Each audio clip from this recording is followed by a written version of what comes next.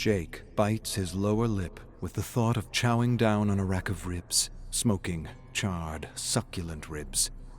He shakes his head and returns his focus to the moment, to the wild hog he's been tracking through the woods all morning and afternoon. But he can't get the thoughts out of his mind. He's never had such a hard time keeping his focus. When he's not thinking about food, he's thinking about the past, about home, about the argument. Seems like it happened so long ago. The argument started on Friday, and by Monday morning, he was out on his own, exiled from the only life he knew, for disobedience. But it wasn't disobedience, not to Jake. To Jake, it was a need. No, it was more than a need. It was a longing, a profound longing to know where he came from and why his father never talked about him. But you didn't have to push him so hard, did you? I did. I had to. I had to because I had the right to know who he was. Don't you see? I have an emptiness inside me that no money or thing can fill. Yet, he never told me anything about him. He just distracted himself with the business and all the trappings of a superficial life and raising you, Jake. Raising his boys. Jake stares past trampled grass, and he hears his mother's voice resounding through his head. Jake, please. You are expecting a straight thing, and no straight thing has ever been made. Your father isn't perfect, and everything he's done is to give you a better life than he had. He has his reasons. And I have mine. Jake closes his eyes. He remembers leaving home without saying goodbye. He remembers backpacking across Korea, meeting people who had known his grandfather and could tell him stories about how he had lived. And none of the stories he had been told justified burying the past the way his father had done. He had expected his grandfather to be an abusive deadbeat, and yet he had discovered a hero, a legend even. He had saved and reunited so many families, and so many were grateful and indebted, and still, he never mentioned him. Maybe he didn't want a legend, Jake. Maybe he wanted something else. But why does it matter? Why does it matter right now? A voice of caution suddenly brings Jake back to the moment. His grandfather's voice, or what he thinks his grandfather would have sounded like. Jake, stop thinking about everything else except what you need to think about. You need to eat before you begin to see things that aren't there. You've been at it all morning and afternoon with that makeshift spear, and if you don't get the hog, you'll end up like me. Jake nods with a slight respectful bow as he examines the freshly trampled grass.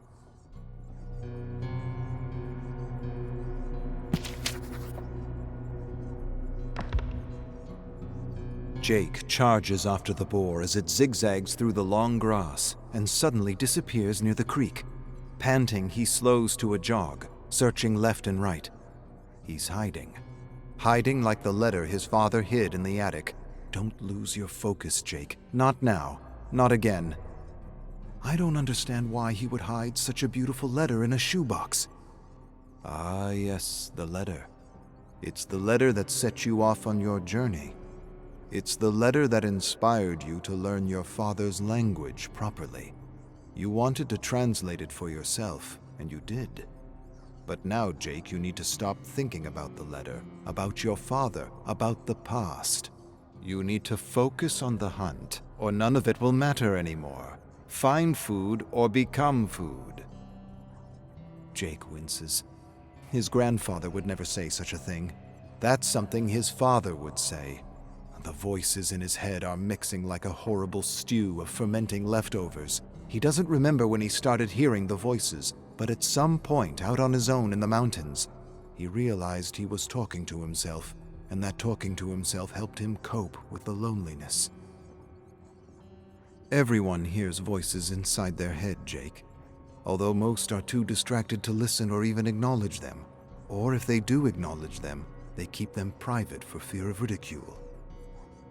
Most of Jake's voices are family members and old friends that make friendly talk here and there, but as of late the voices poke and question everything he does.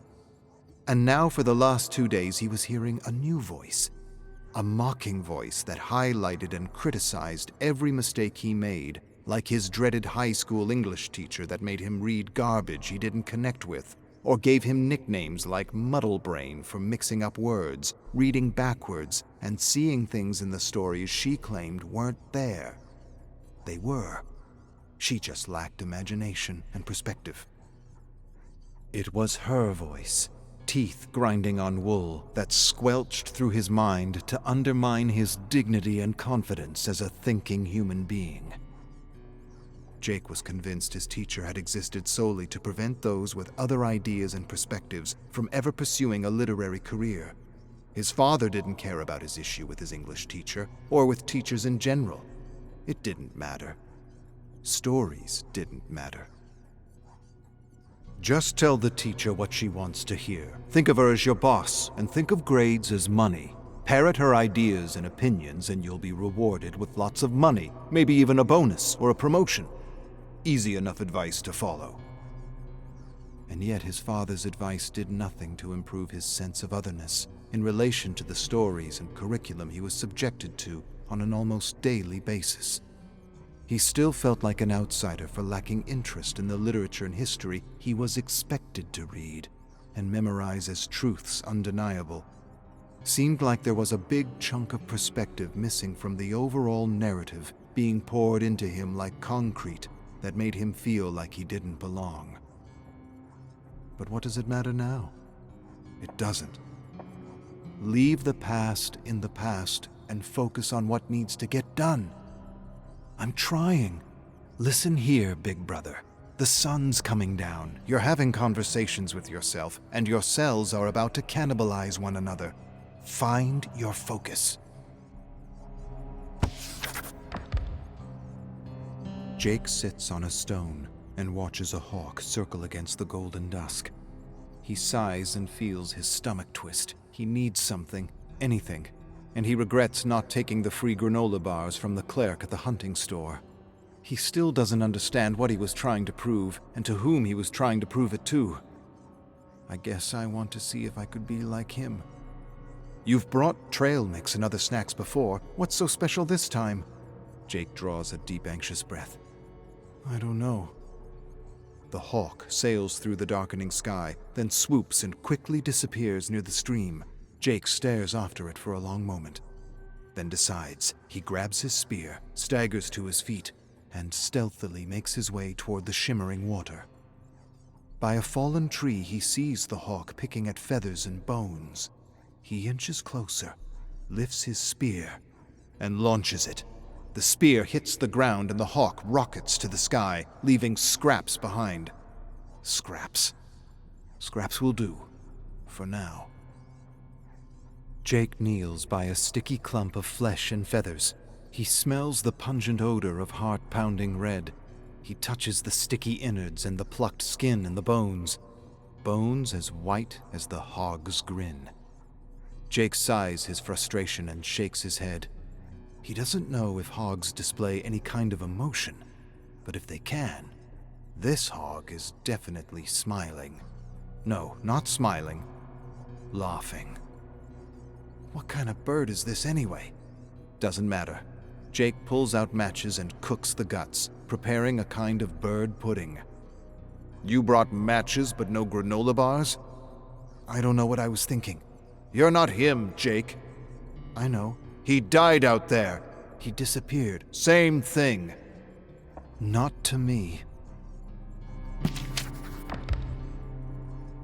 Jake tries to spit the rancid taste of regurgitated bird out of his mouth as he tracks the boar. His stomach rejected most of what he tried to stuff into it, but he's grateful he got some nourishment for his starving cells. He can't even begin to imagine what it would be like to guide and care for others in the middle of nowhere. How'd he do it? How'd he feed them? How'd he lead them out of the woods with soldiers tracking them? Jake stops suddenly to examine a few broken twigs. He brings his focus back to the hunt, trying to determine which direction the hog took. Then he hears it. Snorting.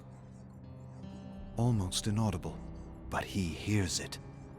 He turns toward a patch of shuffling high grass and narrows his gaze. The snorting grows louder and louder. He's laughing at me. Son of a bitch is laughing at me. You aren't worthy, kid. The hell I'm not.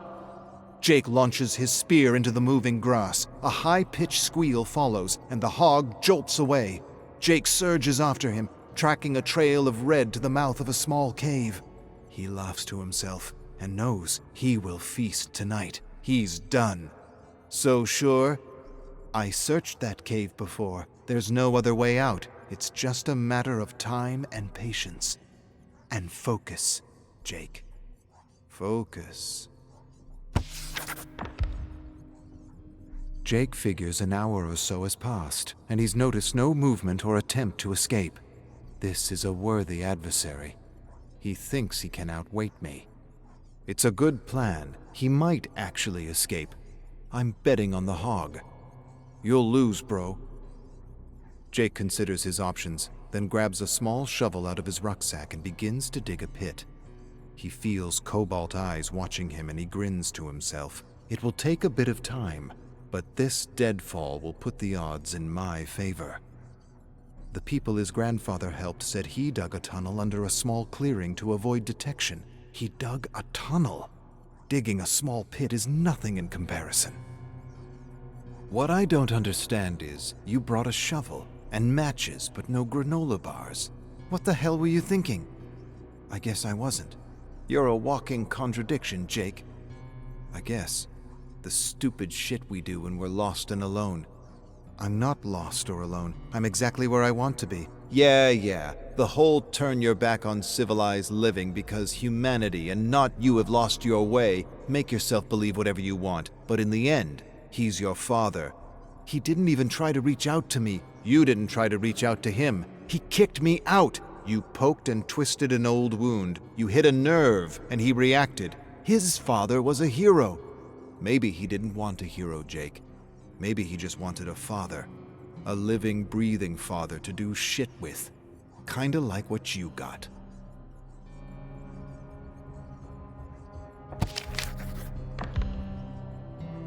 Jake stands next to his father and brother by the sizzling barbecue in the turquoise in-ground pool. He takes in the scent of thick, fatty white bacon melting into mounds of burning black charcoal. He reaches around his father and pulls off a strip and devours it. His father smiles and says it's like he's never seen food before. Jake's eyes widen as thick droplets of grease drip off his chin. He suddenly pushes past his father and brother, attacking the grill, stuffing his face with greasy, life-giving fat and protein.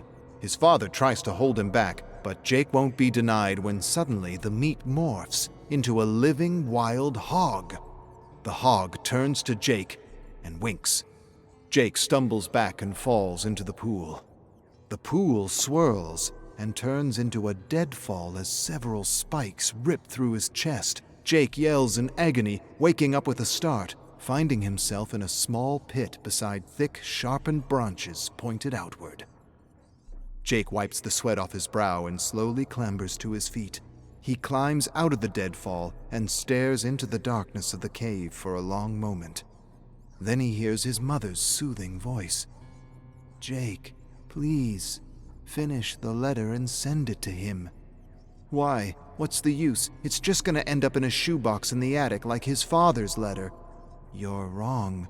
It will be like the picture in his wallet." "That's just a stupid picture." "Not to him." I'm tired of waiting. Jake grabs a few branches, sets them ablaze, and tosses them into the dark, gaping mouth of the cave. He watches the darkness fill with lashing flames and swirling smoke, and he waits for the inevitable. As he stares at the thickening smoke, he's reminded of a story, and his thoughts drift away to his grandfather. He reunited so many broken families. He helped so many people survive exposure, exhaustion, and starvation. He saved them all, and yet he couldn't save himself. They said there was a kind of smoke, too, a thick, black smoke that suddenly surrounded them. 1 minute he was there, the next, he was gone. The survivors Jake had spoken to in Seoul said he was probably captured and executed, but that they didn't know for sure. A piercing squeal followed by a meaty thunk suddenly brings Jake back to the moment. He didn't even see the hog make a dash for it. He leans over the pit and stares at the skewered hog, shaking and convulsing as life pours out of its wounds. Jake sighs and feels mingled relief and regret. Sorry, brother. It was either you or me. Jake swallows a piece of charred meat and stares beyond the flickering fire at the gutted hog. All he needs to do now is salt the meat. Took the whole day to get him, but it was worth it. There's enough meat on him to last him months. The bloody and carved hog suddenly turns to Jake. But you didn't really get me, did you? Jake blinks, and blinks again. Truth is, I let you catch me because I figured you chased me long enough. Jake shakes his head in disbelief, and he knows his mind is still playing tricks on him despite having eaten. The hog sighs sadly. You and I, Jake, we're caught in the same vicious cycle. So don't feel so bad, all right? Today it's me, tomorrow it's you. Jake pinches himself, but the hog continues. Chase something long enough and it will surrender itself to you. It will stop running and let you catch it so long as you stay the course. Just like that story you chased in the old country. Jake narrows his gaze on the grinning hog. Now you're here on Blood Mountain, trying to be your grandfather while trying to forget your father, without realizing you're both and neither of them at the same time. Jake tries to shake the hallucination out of his head. Don't worry, Jake. I'm not really talking. You're tired and dehydrated and completely lost in the woods. I'm just trying to give you some perspective, or rather, you're trying to give yourself some perspective. Jake sighs deeply. I have no idea who I am or what I want to do, and I'm talking to a dead hog in the middle of nowhere. The hog nods. Yes, you are. It's interesting because your grandfather was poor and didn't have many options, and you're not so poor and have too many options. I'm not sure which is worse, the tyranny of too little or the tyranny of too much. Either way, a distracted life is a wasted life. It's good that you came out here to figure things out. And you know what else is good? If you let go. If you just let go. I have let go, and I'm still as lost as I ever was. The hog snorts. You haven't let go, Jake. You're still playing the old scripts over and over again like a broken record. But let's see. You like chasing stories, especially the hidden ones. You talk to yourself constantly, and you like being alone. Maybe you're a writer, Jake. Or maybe you're a historian. Jake laughs out loud. Are you kidding me? I hate history, and I failed every English class in high school because I thought the rules were stupid and the teachers were boring. You and every other writer that actually made a dent. English class doesn't make a writer, Jake. Fighting class and dancing class do. I don't even know what that means. It means you need guts and style, not grades and diplomas. It means you need courage and not the validation of some coward that doesn't know what it's like to lead someone on a dance floor or step into a ring. It means your country needs a lot more stories like yours because let's face it, Jake, if your story isn't in the main narrative, if you're just a footnote in a history book, you may as well not exist. You're not your grandfather, Jake. You're not your father either. And every generation has its challenge. Oppression, war, separation. Maybe the challenge of your generation is representation. You gotta get your stories out there, whether you're a writer, historian, filmmaker, or producer. Seems to me a lot of kids like you in the new country need to hear your story, or stories like yours, to know they aren't alone, to know they belong, and that they aren't outsiders in their own home. A chorus of howls brings Jake back to the moment. Wolves! And they're coming for what's mine! They howl again, and above the racket he hears his father's voice. In every transaction, Jake, there are wolves. Not in this one, especially this one. Jake ignores the voice in his head and tries to focus as he considers his next move carefully.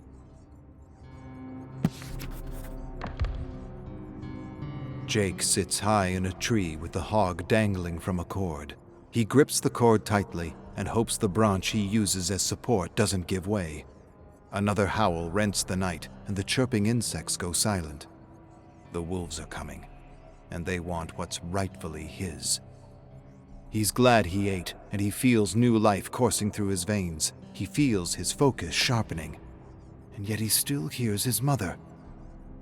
You should have finished the letter when you had a chance. I'll finish it another time. If you get another time, Jake, I will. And what if you die here? What if you go missing? Your father will sell everything just to find you. Yeah, right. All he cares about is his packaging empire. You really don't know your father if that's what you think, or why he carries that picture with him everywhere he goes. Jake scoffs. The picture means nothing. Even the fortune teller didn't know what it meant. But it means something to him, Jake. It means the world to him. You point your finger at your father and accuse him of not understanding you. But did you ever try to understand him? Several wolves approach the tree and peer up at Jake with eyes that reflect the shining full moon. Jake tries to silence the voice and rein his focus on the threat at hand. But the voice of family, refuses to be silenced. Let me tell you something about your father, Jake. If he could give all his money away for just one chance to meet his father, he would. And if you disappear because you were too pig-headed to let go, he'd drop everything just to find you. We all would. Let go, Jake, and the wolves will disappear.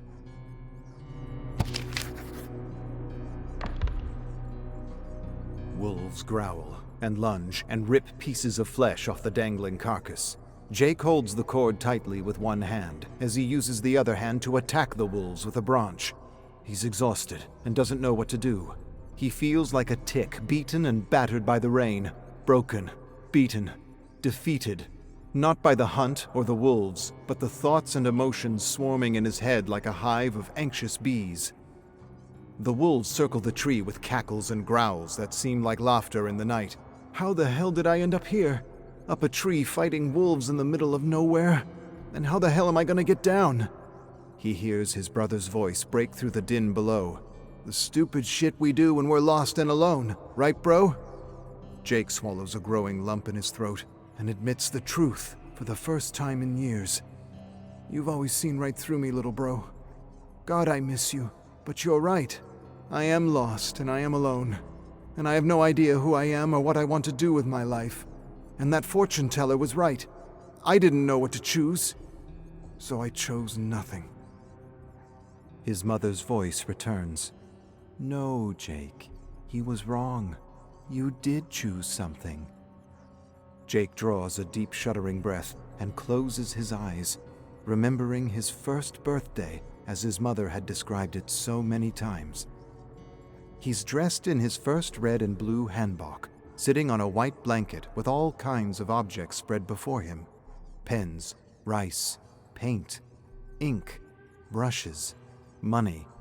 His aunts, uncles, and cousins encourage him to choose something with exaggerated baby talk. The fortune teller asks everyone to be quiet and says the object Jake picks first will be the driving motivation of his life. The birthday boy drags himself toward the objects, drags himself past the pen, past the rice and the cake, past the ink and the brushes. Nothing seems to interest him. But then, he spots something. His eyes go wide with excitement, and he charges toward the money. Yells, screams, more baby talk to encourage him to take the money. But Jake doesn't take the money. He doesn't even look at it. He surprises everyone by charging past the money with perfect focus, and he only stops when he reaches a man kneeling in prayer. 1-year-old Jake looks up at his father, smiles, and grabs his finger. His father smiles back at him, and his mother takes a picture. The picture. Jake opens his eyes, and now he hears his mother's voice above the snapping and snarling wolves. The fortune teller didn't really know what to tell us. He said we didn't arrange the objects properly. He said you chose nothing. But I think we both know he was wrong. I don't understand. It's been years, Jake. Finish the letter, teach him about his father, and come back home. I wouldn't know what to write, what to say. You'll figure it out. Just remember that he respects what you did, because in the end he knows you chose family. You always did, and you always will. That's why I know you'll do what needs to be done. Come back. Help him complete his story. The imaginary words strike Jake's heart like lightning. His eyes widen with sudden understanding, and for the first time in his life, he wonders. He wonders what it would have been like to grow up without a father. To miss all the things his father gave him, to miss all the things he took for granted. Hiking, fishing, hunting, camping, fun and fierce games of baduk and moonlit tents. It wasn't all superficial bullshit. There was good, too. A lot of good. He was so contradictory. Aren't we all? I suppose we are. Jake loosens his grip on the cord and stares at the frenzied wolves below. And for the first time in his life, he knows exactly what he needs to do.